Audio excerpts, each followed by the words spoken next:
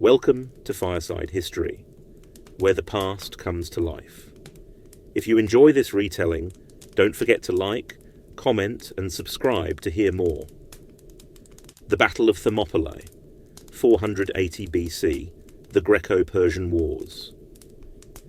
It begins not with war cries or swords drawn in fury, but with the crunch of boots on dry earth, the scent of pine clinging to the cliffs, salt spray drifting in from the Aegean, and somewhere in the distance, the distant thunder of hooves, foreign, relentless, drawing nearer with every heartbeat.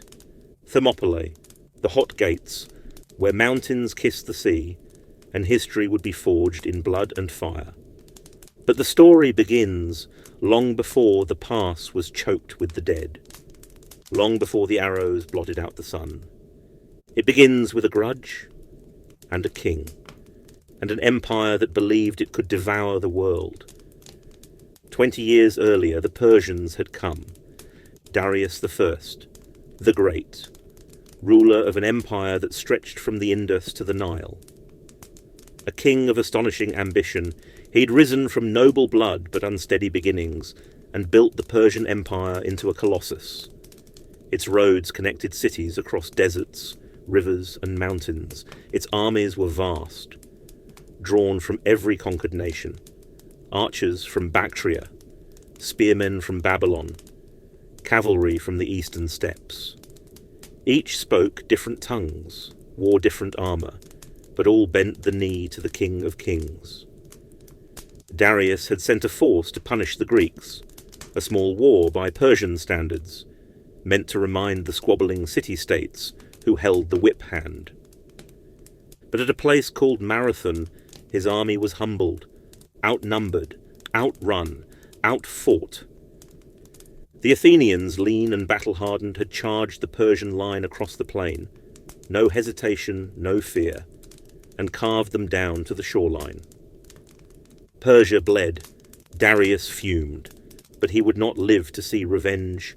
That burden fell to his son, Xerxes. Xerxes was different. Where Darius was a builder, Xerxes was a hammer, tall, imposing, draped in gold and tradition. He didn't just inherit an empire, he believed he was the empire. His word was divine. His enemies were dust. In the years that followed his coronation, Xerxes moved like a tidal wave, preparing to break. He ordered the construction of pontoon bridges across the Hellespont, a staggering feat of ancient engineering.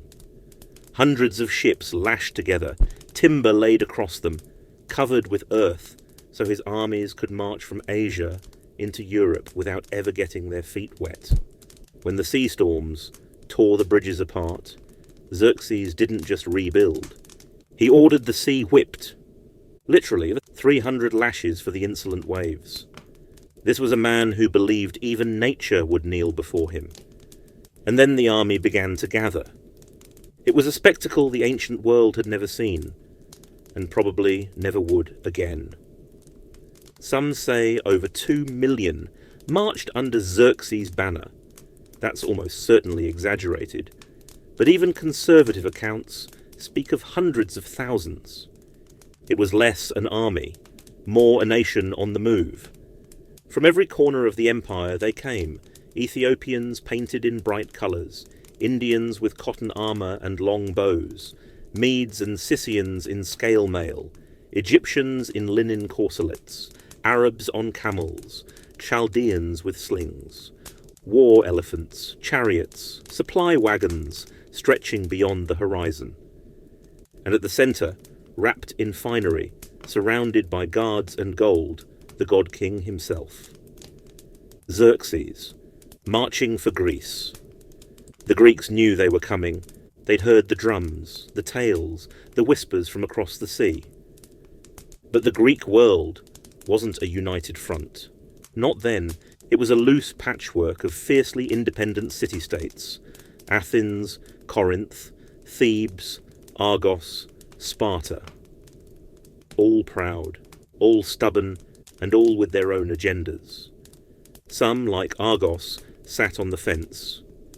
Others betrayed the cause entirely. but a handful, a few resolute voices, saw the coming storm for what it was. An existential threat. If Greece fell, its freedom, its culture, its very identity would be extinguished, burned under the Persian yoke. So in the year 481 BC, a congress of city-states gathered in Corinth. Arguments raged, accusations flew. But a decision was reached. If they were to survive, they had to fight together, and someone would have to hold the pass at Thermopylae. Thermopylae, it wasn't chosen at random. It was a natural bottleneck, a narrow ribbon of land wedged between the cliffs and the sea, only wide enough for a few men to march side by side. Ideal terrain for an outnumbered force. Defensible, tactically brilliant, but a death trap if the line broke. The Spartans volunteered. Or rather, they insisted. Now, Sparta was a city unlike any other. It was not just a state. It was an idea. Sparta displayed a brutal, merciless, almost fanatical dedication to military discipline. They were a people forged not by wealth or trade, but by hardship, scarcity, ruthless practicality. Everything in their society, from cradle to grave, was designed to produce warriors. Sparta didn't build monuments, it built men. The training began at age 7. Boys were taken from their mothers and thrown into the agog, the brutal state-run education system. It wasn't schooling as we know it. It was survival. Cold floors, thin cloaks, gruel for meals, punishments for failure, and sometimes for success. They were taught to steal, and when they stole, they were punished if caught. Not because theft was wrong, but because failure was. They learned pain, hunger, endurance. They fought. Every day, sometimes bare-knuckled, sometimes with sticks. There were no referees, and through it all, they were taught never to cry out, never show pain, never break. By the time a Spartan turned 20, he was no longer a boy. He was a weapon, muscle, bone, and instinct, hardened by endless drills, mock battles, endurance trials. His mind as disciplined as his sword arm. His life belonged to Sparta, not himself. Even marriage, when it came, was secondary. Spartan men didn't live with their wives full time until they were 30. Until then, they lived in barracks, trained, fought, served. They fought in formation, not as individuals. The phalanx was more than a military tactic. It was a philosophy. Each man protected the one beside him. The shield was sacred, not just a tool, a trust. That's why, when Spartan mothers sent their sons to war, they didn't say, "Be safe," or "Win glory." They said, "Come back with your shield or on it," meaning return victorious or return dead, but never return having thrown it away to run. To lose your shield was to lose your honour, and to live without honour was worse than dying in battle. By 20, Spartans were warriors. By 30, citizens. By 60, if they lived that long, legends. And the greatest of them all was Leonidas, Spartan king, hardened fighter, no empty crown on his brow. He had bled with his men, fought in campaigns, killed with his own hands. And when the call came, he didn't wait for orders. He chose 300 men. Not boys, not untested youths, fathers, veterans, men with sons to carry on their name. Each had a wife, a legacy. Each knew what this mission was. A sacrifice. They marched out in silence. No great speeches, no fanfare, just the glint of bronze and red cloaks fluttering in the breeze. On the road, they were joined by other Greeks, Thespians, Thebans, Phocians, maybe 4,000 or 5,000 in total.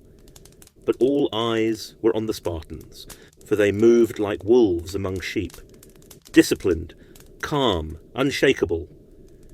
They reached Thermopylae in the heat of summer and set to work, fortifying, clearing the path of debris, preparing to die well.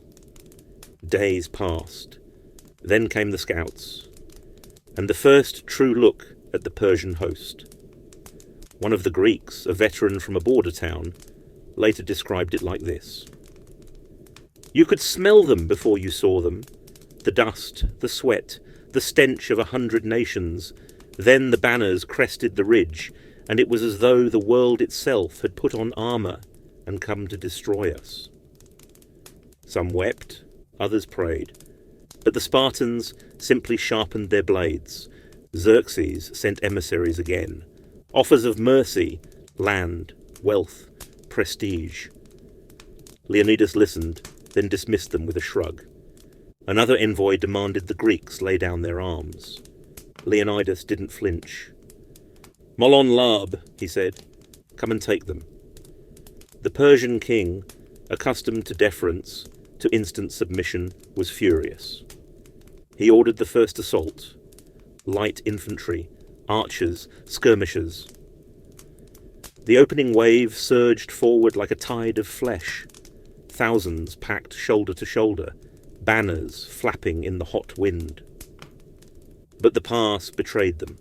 The narrow ground nullified their numbers, and the Greeks were ready. The Spartans formed a phalanx, a human wall of shields and spears. 8 men deep, locked together, braced for impact. When the Persians charged, they crashed into bronze. Spears darted forward with lethal precision, not wild thrusts, each strike deliberate, measured, honed through years of brutal training. Bodies piled quickly. Persian lines buckled. The Greeks didn't pursue. They didn't need to. They simply stepped forward, one pace at a time, relentless, methodical, deadly. And this was just the beginning. Night fell.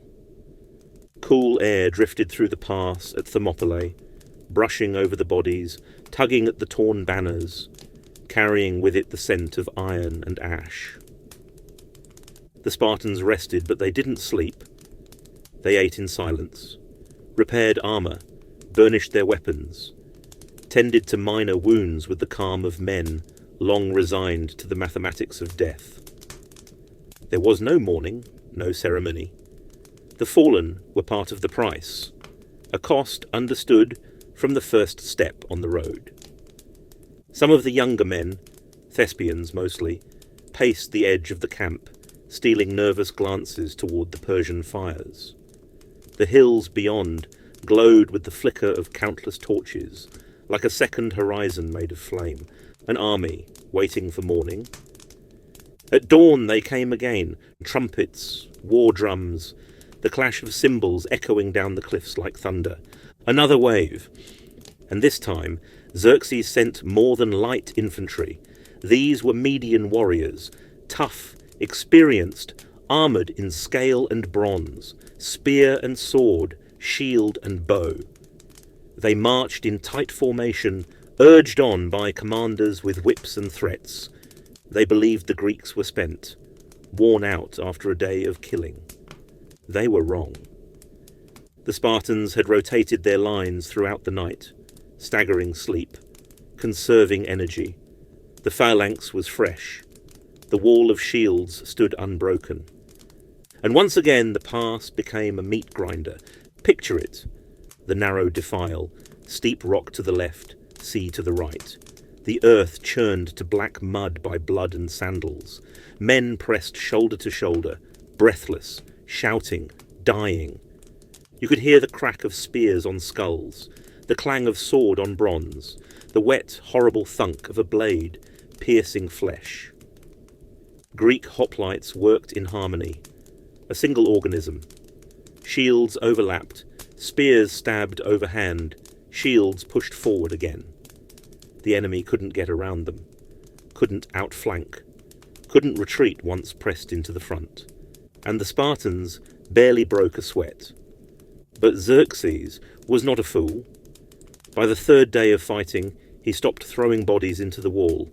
He sent in the immortals, his elite, 10,000 men, clad in black, armed with wicker shields, short spears, and curved swords. They moved with silent precision, their faces hidden behind cloth masks. Their name, Immortals, came from the illusion of permanence. Any time one fell, another stepped forward, keeping their number always the same. Xerxes believed they would break the Greek line. Instead, they broke upon it. The Spartans adjusted tactics, shorter weapons, closer formations. They fought in pairs, one bracing, one striking. When the Immortals tried to flank, the Phocians from the mountainside joined the fray, pelting them with stones, javelins, anything they could hurl from above. The elite of Persia bled in the dust, just like everyone else, and Xerxes watched, fuming. By nightfall, Persian morale began to fracture. Men whispered of sorcery, of gods fighting on the Greek side, of Leonidas being a demigod, impervious to blades. Xerxes' advisors warned him this wasn't just a tactical disaster, it was a symbol. The great empire, humiliated by a few thousand farmers and shepherds in bronze. Something had to give, and so it did. The betrayal came in the dark. A Greek named Ephialtes, misshapen, bitter, driven by envy and spite. He approached the Persian command under cover of night, offering a secret. A narrow mountain trail, known only to locals. It wound around the cliffs and descended behind the hot gates. An unguarded flank, the key to crushing the resistance. Xerxes took it without hesitation. He dispatched a detachment led by Hydarnes, one of his most trusted generals, to march through the night. Thousands of men, quiet, torchless, climbing switchbacks by starlight, while Leonidas slept, or pretended to. The Greeks had suspected such a route might exist. Scouts had been posted, Phocians tasked with guarding it.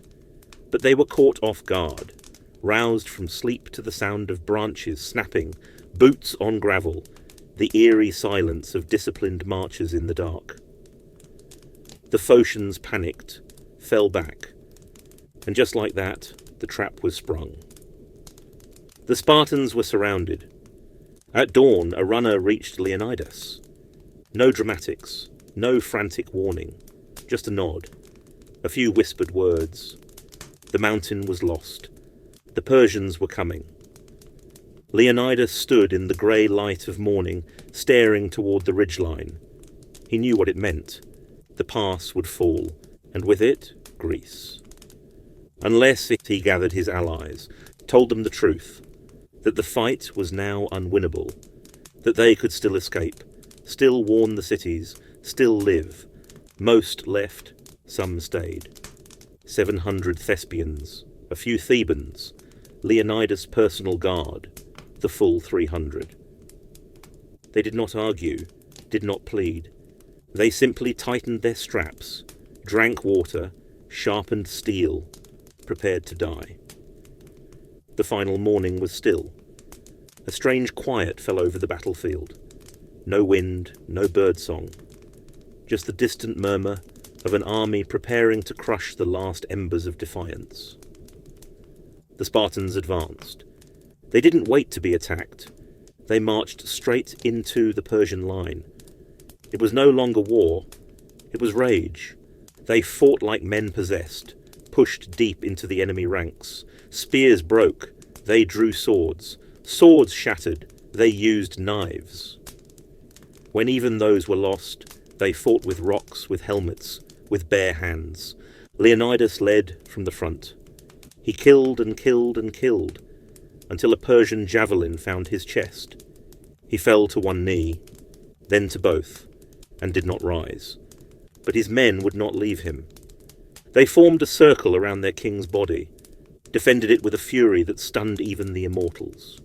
One Spartan, a giant named Dieneces, was said to have fought with 3 broken spears, swapping them as they snapped in his grip. Another, when told that Persian archers were so numerous their arrows would blot out the sun, had replied, "Then we shall fight in the shade." Eventually they were overwhelmed, pressed from all sides. No relief, no escape, just death. The last men died standing, refusing to fall. The final blow came not from sword or spear, but from the sky. Xerxes, tired of the bloodshed, ordered archers forward. Tens of thousands. A command was given, and the arrows fell. So many that day turned to night. The Spartans died, not with screams, but with silence. Thermopylae was lost. The Persian army moved on, southward toward Athens. The cities trembled. But something had changed. A line had been drawn in the sand. 300 Spartans, and the few who stood beside them, had given the world a symbol. A fire that would not die, and soon that fire would spread. Thermopylae had fallen, but Persia had paid for every step. Xerxes ordered the bodies stripped, piled, burned. Leonidas's head was severed, his corpse crucified. A message, he believed, to cow the Greeks, to break their spirit. But all it did was light the fuse. News of the stand spread like wildfire. From Delphi to Delos, from the mountains of Arcadia to the shores of Attica, songs were sung, stories whispered by firelight. Children raised fists in the night. Leonidas and his 300 had died, but they had not been defeated. The Athenians abandoned their city. They saw the writing on the wall. The Persian juggernaut, now unopposed on land, rolled southward. Athens, grand and proud, could not be held, so they made a brutal choice. They evacuated. Men, women, children, thousands, ferried across the sea to Salamis and nearby islands. The city left eerily empty, its temples quiet, its homes shuttered. And then the Persians came. They torched it. The Parthenon, gone. The Acropolis, burning. Athens became smoke and rubble. Xerxes stood atop a hill watching the blaze, believing the war was over. He had no idea what waited at sea. Themistocles, a cunning man. Not a warrior like Leonidas, but just as dangerous in his own way. He'd convinced the Athenians, years earlier, to invest in ships, not statues, to build a navy, fast, deadly, manned by free citizens. And now those ships were ready. 200 triremes, slim triple-decked warships built for ramming, each crewed by 170 men, rowers, hoplites, archers, agile, relentless. They waited in the straits of Salamis, a trap. Xerxes took the bait, confident from his land victories, drunk on conquest. He ordered his navy, bloated with hundreds of ships from Phoenicia, Egypt and beyond, to sail into the narrow straits. And that's when the Greek fleet struck. Like wolves in a canyon, the Persian fleet was too large, too slow to manoeuvre. Triremes darted between them, oars slicing water, bronze rams crashing into hulls. Wood splintered, men screamed, fire arrows set sails ablaze, ships turned sideways, collided, capsized. Themistocles had chosen the ground, or rather the water, perfectly. By nightfall the sea was choked with wreckage. Thousands of Persians drowned. The tide had turned. Xerxes, watching from a golden throne erected on shore, could only stare. His dream, the swift conquest of Greece, lay in flames and flotsam. He left a rearguard to hold the ground and fled back across the Hellespont. His war wasn't over, but his part in it was. The final blow came at Plataea, spring 479 BC. The Persians had entrenched inland, still formidable, but now the Greeks were unified. Athens and Sparta, side by side. Their differences, their rivalries, cast aside if only briefly. A massive land battle unfolded. Spears clashed, shields splintered, arrows blackened the sky. But the Greeks held the line, and then broke the Persian centre. Their general, Mardonius, was cut down in the fray, his skull later used as a drinking cup by victorious soldiers. The last Persian troops turned and ran, and that, finally, was the end. 2 years, that's how long it took, from Thermopylae to Plataea, from slaughter to salvation. And what began as a desperate stand in a narrow mountain pass became a legend. Thermopylae wasn't just a battle. It was a mirror held up to civilization. On one side, tyranny, a vast empire built on subjugation, hierarchy and fear. On the other, a fragile coalition of free men, divided by culture, but united in belief. That freedom, even in its flawed, ancient, brutal form, was worth dying for. That idea echoed. Across centuries, the Romans carved stories of Leonidas into their walls. The founding fathers of America invoked him in their letters. Churchill quoted him during the Blitz. Even today, in quiet moments, in books, in classrooms, in films, we remember them. 300 men, their names mostly forgotten, but their choice, never. A stone still stands at Thermopylae. Simple, weathered, etched with a single verse. Go tell the Spartans, stranger passing by, that here, obedient to their laws, we lie. They asked for no reward. They expected no monument. They fought for each other, for their city, for the line in the sand that must not be crossed. And when the world came to test it, they held. Thank you for listening to Fireside History. If this story moved you, please like, comment and subscribe. Your support helps keep the fire burning.